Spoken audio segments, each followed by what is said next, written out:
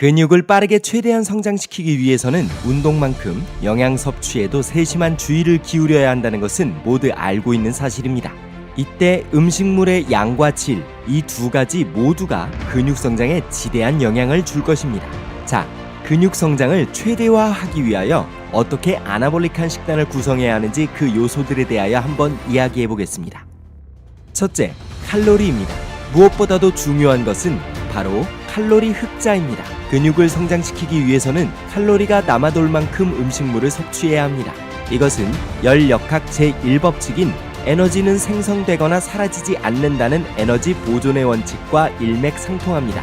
여기에서 중요한 것은 지방이 아닌 바로 근육을 성장시킬 범위에서 칼로리를 유지하는 것입니다. 많은 연구에서 사람은 일주일에 최대 약 200g에서 450g 정도의 근육을 만들 수 있습니다. 만약 이보다 더 늘어났다면 지방이 포함되었을 가능성이 높습니다. 순수하게 근육만을 성장시키기 위하여 체중 1kg당 40에서 44칼로리를 섭취하는 것을 목표로 삼아야 합니다. 가령 체중이 80kg이라면 하루 목표 칼로리량은 약 3200에서 3500칼로리가 되어야 합니다. 물론 이것은 표준 샘플이기 때문에 개인에게 최적인 칼로리를 찾기 위하여 스스로 실험을 해봐야 합니다. 지방이 잘 붙는 체질은 약간 적은 칼로리를 목표로 하고 근육이 잘 붙지 않는 체질, 소위 하드게이너들은 체중 1kg당 약 55칼로리를 목표로 하는 것이 좋습니다. 칼로리를 제대로 섭취하고 있는지 확인할 수 있는 가장 좋은 방법은 소위 100칼로리의 규칙입니다.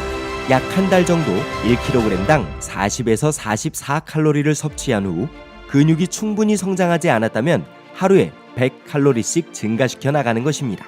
반대로 체지방이 많이 붙기 시작했다면 하루에 100칼로리씩 줄여나가는 것입니다.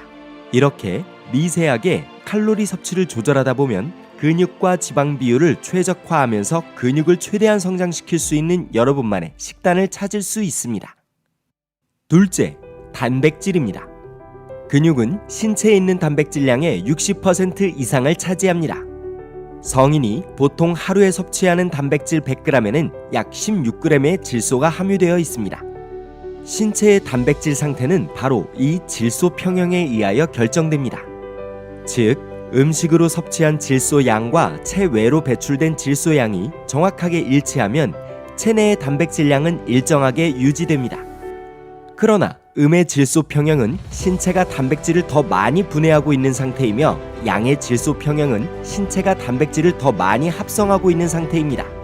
따라서 남을 정도의 충분한 단백질을 섭취해서 양의 질소 평형을 만들어야 동화작용을 촉진할 수 있다는 것은 두말할 나위가 없습니다. 더욱이 웨이트를 하는 사람은 보통 사람보다 훨씬 더 많은 단백질이 필요하다는 것은 과학적으로 증명되었습니다. 연구에 의하면 웨이트를 하는 사람이 동화작용을 위해서는 체중 1kg당 1.5에서 2g의 단백질 섭취가 요구됩니다. 그러나 웨이트를 고중량, 고강도로 하는 사람들은 운동을 하는 데 필요한 에너지의 약 10% 정도를 단백질로 사용하기 때문에 사실 이 양도 작은 양이라고 할 수 있습니다. 이러한 것들을 모두 고려하면 실제로는 체중 1kg당 약 2.2g을 섭취해야만 합니다. 왜냐하면 이렇게 조금 여유있게 단백질을 섭취해야 신체가 음의 질소 평형에 빠지는 실수를 예방할 수 있는 소위 안전 마진의 효과를 보장받을 수 있기 때문입니다. 예상되는 하중에 딱 맞게 다리를 건설하면 예상하지 못한 하중에 다리가 붕괴되는 안전사고를 당할 수 있습니다. 이렇게 조금 여유있게 단백질을 섭취한다고 해서 건강에 해를 끼치지는 않을 것이며 반대로 섭취량이 부족하게 되면 근성장에 마이너스가 될 것임은 분명합니다. BCAA, 특히 그 중에서도 류신이 근육단백질의 합성의 핵심 아미노산이라는 것은 믿을만한 사실입니다. 그러나 이미 고기, 유청, 계란 같은 동물성 단백질을 체중 1kg당 약 2.2g 이상 충분하게 섭취하고 있다면 BCAA에 크게 신경 쓰지 않아도 됩니다. 왜냐하면 이미 근육 성장에 필요한 모든 아미노산을 충분하게 섭취하고 있기 때문입니다. 셋째, 탄수화물입니다. 탄수화물은 본질적으로 신체 조성에 나쁘다라는 선입견이 여전히 존재합니다. 그래서 웨이트를 하는 사람 중 어떤 이는 탄수화물을 극도로 줄이는 키토제닉 식단을 채택하기도 합니다. 그러나 근육을 성장시키려면 탄수화물을 식단에서 절대로 빼서는 안 됩니다. 글리코겐 가용성은 근육 성장을 목표로 하는 웨이트 운동의 퍼포먼스에는 필수적이라는 것을 명심해야 합니다.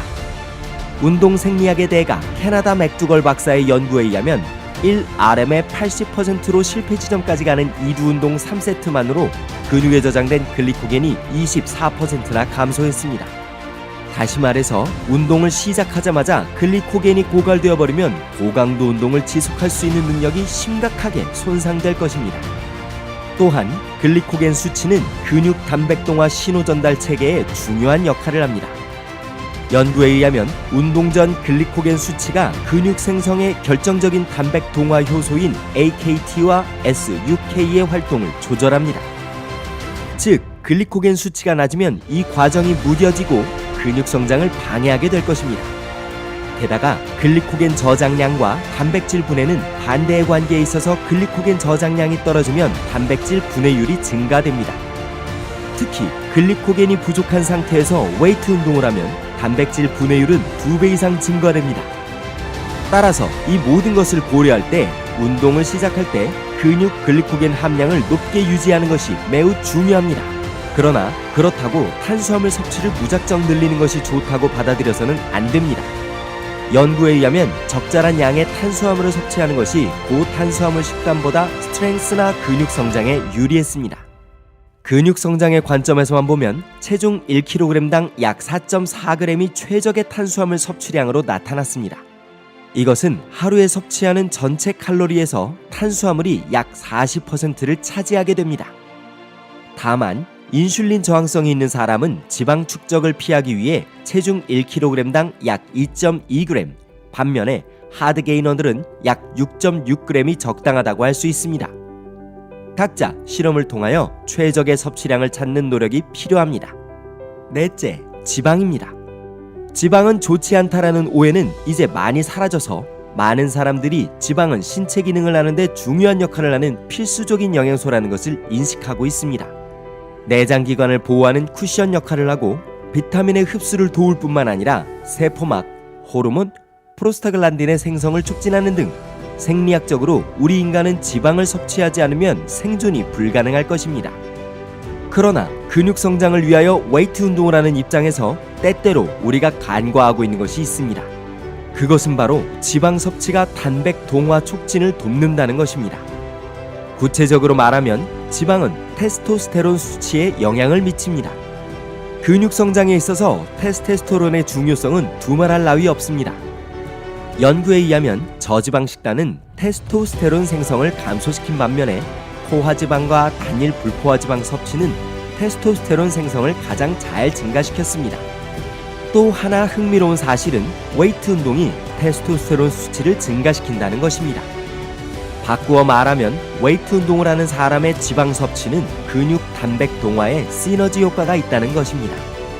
이 모든 것을 고려했을 때 하루 전체 칼로리의 최소한 20%는 지방에서 섭취하여야 하며 가급적 올리브 오일이나 너트 같은 단일 불포화 지방이나 생선에서 나오는 오메가3 같은 다중 불포화 지방을 섭취하여야 합니다.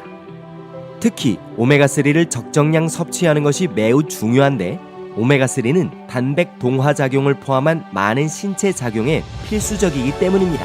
많은 연구에서 오메가3 섭취는 동물과 사람 모두에게 근육 성장에 도움을 주었습니다. 이것은 오메가3가 세포막의 유동성 증가를 조절하기 때문인 것으로 보여지는데 세포막은 영양소, 호르몬, 화학적 신호물질이 세포를 들락거리는 것을 조절하는데 아주 중요합니다. 세포막의 유동성이 증가하여 투과성이 좋아지면 단백질 합성과 관련된 2차 신호 전달 분자와 물질이 세포 속으로 더 잘 침투할 수 있게 됩니다. 또한 오메가3는 근육 성장을 총괄하는 것으로 여겨지는 단백 동화 신호 전달 체계인 mTOR의 신호 전달을 강화시킬 수 있습니다. 게다가 오메가3는 단백질 분해를 감소시킨다는 연구 결과도 있습니다. 이 모든 것을 고려할 때 하루 전체 칼로리의 5에서 10% 정도는 오메가3가 풍부한 식품에서 섭취하는 것이 좋습니다. 특히 아마씨 같은 식물보다는 어류에서 섭취하는 것이 좋습니다. 왜냐하면 어류의 오메가3는 EPA와 DHA를 이미 함유하고 있지만 식물유의 오메가3는 EPA와 DHA를 생산하기 위하여 별도의 변환 과정을 거쳐야 하기 때문입니다. 그러나 연구에 의하면 그 변환 과정이 굉장히 비효율적이어서 0.5에서 5% 정도에 불과합니다. 만약 생선을 좋아하지 않는다면 보충제 형태로 섭취하여도 동일한 효과를 누릴 수 있습니다.